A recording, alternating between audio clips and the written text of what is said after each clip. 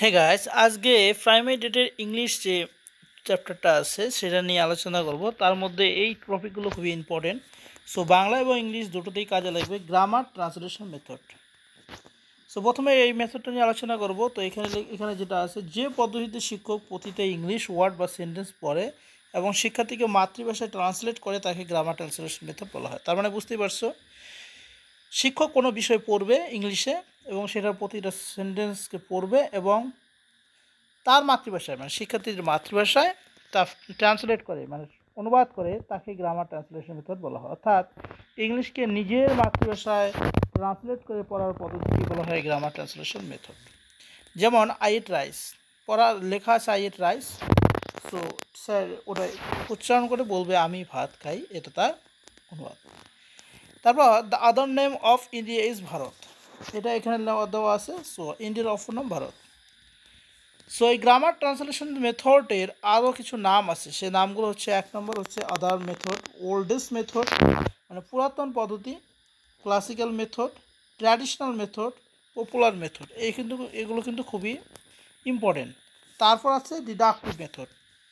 So এখানে এগুলো কিন্তু আসতে পারে যে grammar translation method name is, বা এরকমভাবে দিতে পারে যে ওল্ডেস্ট মেথড কোন মেথডের বা কোন মেথডের অপর নাম। মেইন ফোকাস, গ্রামার ট্রান্সলেশন মেথডের মেইন ফোকাস হচ্ছে রিডিং অ্যান্ড রাইটিং মানে পড়া এবং লেখা।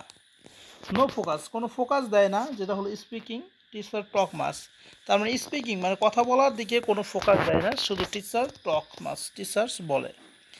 মিডিয়াম ইনস্ট্রাকশন মাদার ট্যাঙ্গু মানে মেইন ফোকাস হচ্ছে মাদার মানে মাতৃভাষা। টিচিং ইউনিট ওয়ার্ড শব্দ।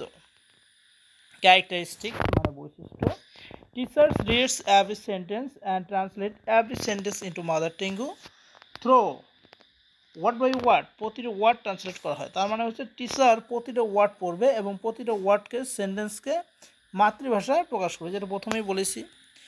2 নম্বরে আছে grammar is taught through rules deductive method in use, মানে এই মেথডটা খুবই ইজি মানে স্টুডেন্টকে শেখানোর জন্য, সেই জন্য এটা। ফোকাস পয়েন্ট, এখানে যে ফোকাস পয়েন্ট সেটা হলো রুলস অফ গ্রামার, গ্রামারের নিয়ম।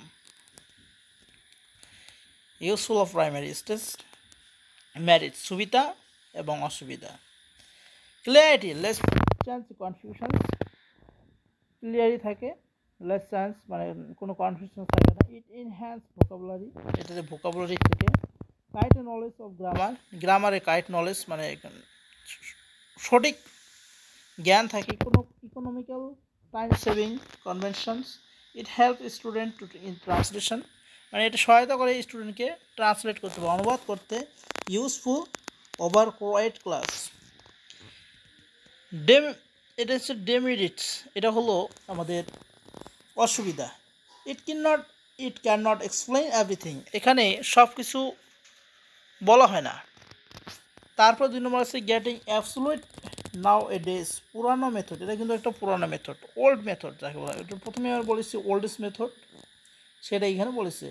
ইট does not focus speaking and pronunciations of student gets neglect, মানে এটা কিন্তু ফোকাস করে না বা ধ্যান দেয় না স্টুডেন্টের স্পিকিং মানে বলার দিকে, কথা বলার দিকে। স্টুডেন্ট যে ইংলিশ দিয়ে কথা বলবে সেদিকে কিন্তু ধ্যান দেয় না। গেল। তারপর no oral work takes place in class by students, so students are passive listeners. তো তারপর যে মেথড আছে গ্রামার ট্রান্সলেশন মেথড, তার নিচে আছে ডাইরেক্ট মেথড, এটা কিন্তু 2 নম্বর মেথড। এটা ডাইরেক্ট মেথড, এখানে কিন্তু ইংলিশ টু ইংলিশ লার্ন মানে ইংলিশ থেকে ইংলিশই পড়ানো হয়, কোনো রকম মেথড মানে কোনো রকম অনুবাদ করা হয় না। তাই এখানে দেওয়া আছে direct method of teaching English is the method of teaching directly without use students mother tongue, without translation, without study for formal rules of grammar. তার মানে বুঝতে পারছো এখানে ডাইরেক্ট পড়ানো হয় ইংলিশে এবং এই মেথডে ডাইরেক্টলি ইংলিশ দিয়ে পড়ানো হয় উইথাউট ইউজ মানে কোনো রকম ইউজ করা হয় না বা ব্যবহার করা হয় না স্টুডেন্টের ছাত্রদের মাতৃভাষা, এবং কোনো রকম ট্রান্সলেট করা হয় না গ্রামারের নিয়ম। ডাইরেক্ট মেথডে সরাসরি ইংলিশ টু ইংলিশ শেখানো হয়, তার মানে এখানে ডাইরেক্ট টু মানে ইংলিশের উপর বেশি ফোকাস দেওয়া হয়, স্পিকিংয়ের উপর বেশি ফোকাস দেওয়া হয়।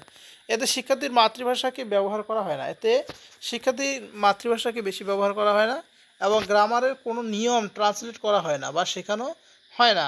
এই মেথড স্পিকিং এবং লিসেনিং এর উপর বেশি জোর দেওয়া হয়। এই মেথডে স্পিকিং এবং লিসেনিংয়ের উপর মানে কথা বলা এবং শোনার দিকে বেশি জোর দেওয়া হয়।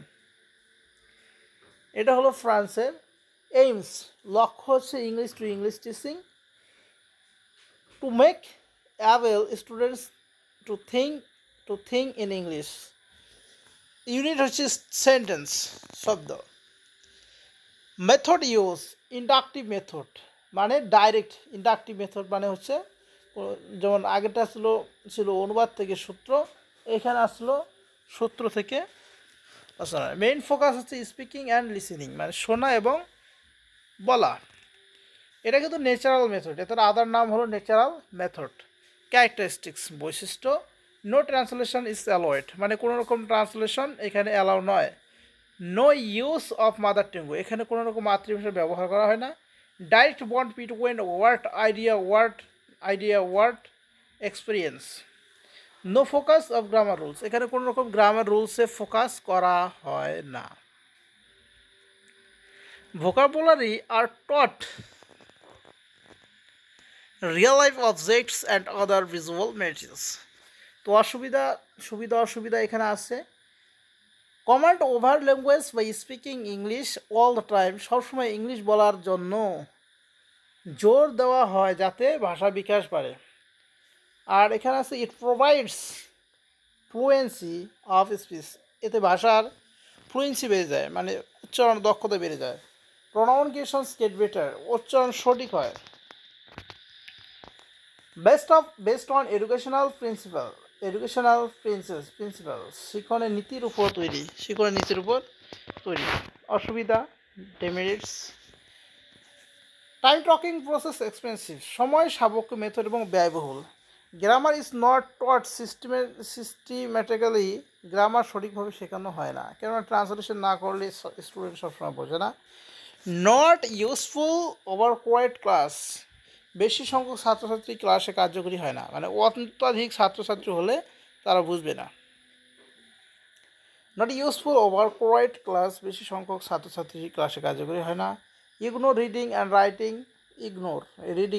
মানে লেখা এবং পড়া এগুলো কিন্তু ইগনোর করা হয়, রিডিং রাইটিংয়ে একটু জোর দেওয়া হয় না। Required proficient teachers did not possess sufficient command over English language. দক্ষ শিক্ষকের দরকার কিন্তু ভারতে বেশি দক্ষ শিক্ষক পাওয়া যায় না। ইংলিশ টু ইংলিশ পড়ানো ডাইরেক্ট মেথড এটা কিন্তু একটু হার্ডলি হয়, কেননা এখানে দক্ষ টিচার্স পাওয়া যায় না। এটা হলো bilingual method. In this method two language are used মানে বুঝতে পারছো মিক্সচার ভাষা। Target language is that which we learn by mother tongue মানে টার্গেট ল্যাঙ্গুয়েজও থাকবে এবং মাতৃভাষাও থাকবে। যে মেথডে শিক্ষক দুটি ভাষা ব্যবহার করে পাঠদান করেন তাকে বিলিঙ্গুয়াল মেথড বলা হয়। এই পদ্ধতিতে শিক্ষক বিষয়টিকে বোঝানোর জন্য বিলিঙ্গুয়াল ভাষা ব্যবহার করেন, কিন্তু শিক্ষার্থীদের কেবল একটি ভাষা ব্যবহার করতে হয়, তা হলো টার্গেট ল্যাঙ্গুয়েজ। মানে শিক্ষক দুটি ভাষা ব্যবহার করতে পারবে কিন্তু স্টুডেন্টস একটি ভাষায় ব্যবহার করে, সেটা হলো ইংলিশ। শিক্ষক শিক্ষার্থীদের ইংলিশ ভাষা ব্যবহারের উপর জোর দেন, কিন্তু শিক্ষক নিজে মাতৃভাষায় নির্দেশ দেন। শিক্ষার্থী যদি কোনো বিষয় না বুঝে শিক্ষক তখন মাতৃভাষা বুঝিয়ে দেন। It is the combination method, direct method and grammar translation method. Sentence features. What word translation not done, এখানে সম্পূর্ণ কিছু ট্রান্সলেশন করা হয় না, হোয়াট ওয়ার্ড শব্দ টু শব্দ। Mother tongue use clear meaning মানে ক্লিয়ার শব্দ অর্থাৎ অর্থ বোঝানোর জন্য মাতৃভাষা ব্যবহার করা হয়। Mother tongue is used by teachers not student, এখানে মাদার টাঙ্গু মানে মাতৃভাষা ব্যবহার করে শুধুমাত্র শিক্ষক, স্টুডেন্ট নয়। এখানে শিক্ষার্থীকে মাতৃভাষা ব্যবহার করতে দেওয়া হয় না, তারা টার্গেট ল্যাঙ্গুয়েজ এ কথা বলে। শিক্ষক মাতৃভাষা ব্যবহার করেন, কিন্তু শিক্ষার্থী যদি না বুঝতে পারে তখন বোঝানো হয়। সো আশা করি আরও কিছু আছে। সো আজকে এখানে শেষ করছি, নেক্সট ভিডিওতে বাকিটা আলোচনা করা হবে।